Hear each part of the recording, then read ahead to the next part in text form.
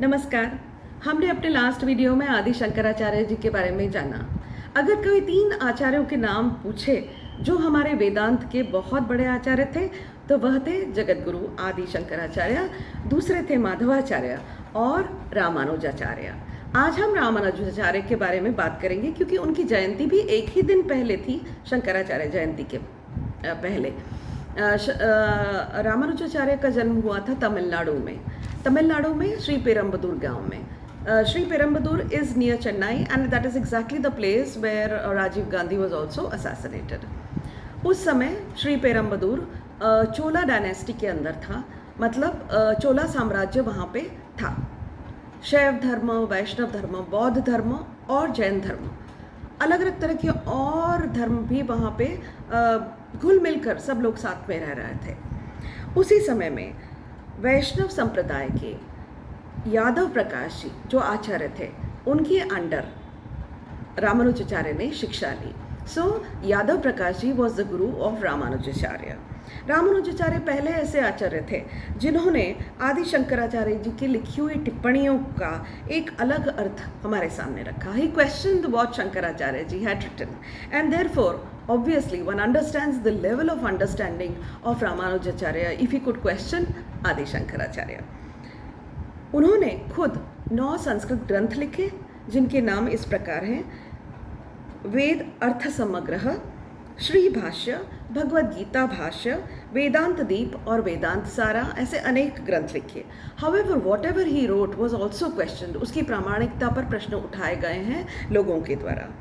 उनकी ज़िंदगी पर बहुत बार जीवन लेवा या प्राण लेवा हमले भी हुए थे। ऐसा क्यों हुआ? Probably there was competition among priests also at that time. कोई ज़्यादा बुद्धिमान हो तो भी people never liked it. In fact ऐसा कहा जाता है कि उनके खुद के जो गुरु थे उन्होंने उनकी जान लेने की कोशिश की। Luckily it did not happen और उन्हें अपनी भूल महसूस हुई, और ऐसा कहा जाता है कि वो खुद रामानुजन के शिष्य बन गए थे इन लेटर लाइफ। दूसरा हल्ला जब उनके ऊपर तब हुआ जब श्रीरंग मंदिर के हेड प्रीस्ट के रूप में उनकी नियुक्ति हुई। रामनाथ स्वामी मंदिर के जो हेड प्रीस्ट थे, उनको ये बिल्कुल अच्छा नहीं लगा और उन्होंने सोचा कि no, I don't want him as the head priest. So उन्होंने उनको अपने घर में भोजन के लिए आमंत्रित किया। भोजन में विष घोल दिया गया था और यह उनकी पत्नी ने देख लिया था। जब रामानुजाचार्य भोजन के लिए घर आए तब उन्होंने अपने सामने एक ऐसे दिव्य पुरुष को देखा। She saw a hello around his head, और उनके पैरों में वह गिर पड़ी और उन्होंने वो सच उगल दिया कि आपके भोजन में विष है। इस पर भी वो दूसरे आचार्य ठहरे नहीं, उन्होंने तीर्थ में विष मिला दिया, परंतु वह तीर्थ पीकर रामानुजाचार्य तो एकदम मस्ती में नाचने लग गए और उन्हें कुछ भी नहीं हुआ। अर्थात वही हुआ, आचार्य भी उनके चरणों में गिर पड़े। रामानुजाचार्य का मानना था कि ज्ञान जो है वो उपनिषद और वेदों के पठन से ही आता है और किसी भी रूप में आपको वह ज्ञान प्राप्त नहीं हो सकता। पठन, reading is the only way through which we can gain this knowledge. Sensory perception और लॉजिकल इन्फरेंस, दैट इज संवेदी धारणा और तकीक अनुमान से यह ज्ञान आपको मिल नहीं सकता। The second thing he believed was that भक्ति जो है वो एक ऐसा रूप ले सकती है कि जिसकी वजह से हमें मोक्ष प्राप्त हो सकता है या हमें ब्रह्म प्राप्त हो सकता है।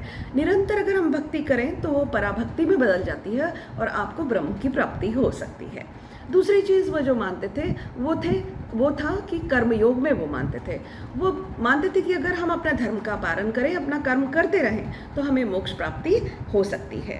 रामानुजाचार्य के काल में मंदिरों में ब्राह्मणों को बहुत ज़्यादा इंपॉर्टेंस दिया जाता था। In fact they had become arrogant to a certain extent. Ramanujan is credited with inclusiveness. उन्होंने ये देखा कि 50% काम जो है मंदिरों के वो ब्राह्मण करेंगे और बाकी 50% जो काम है वो बाकी जाति के लोग करेंगे।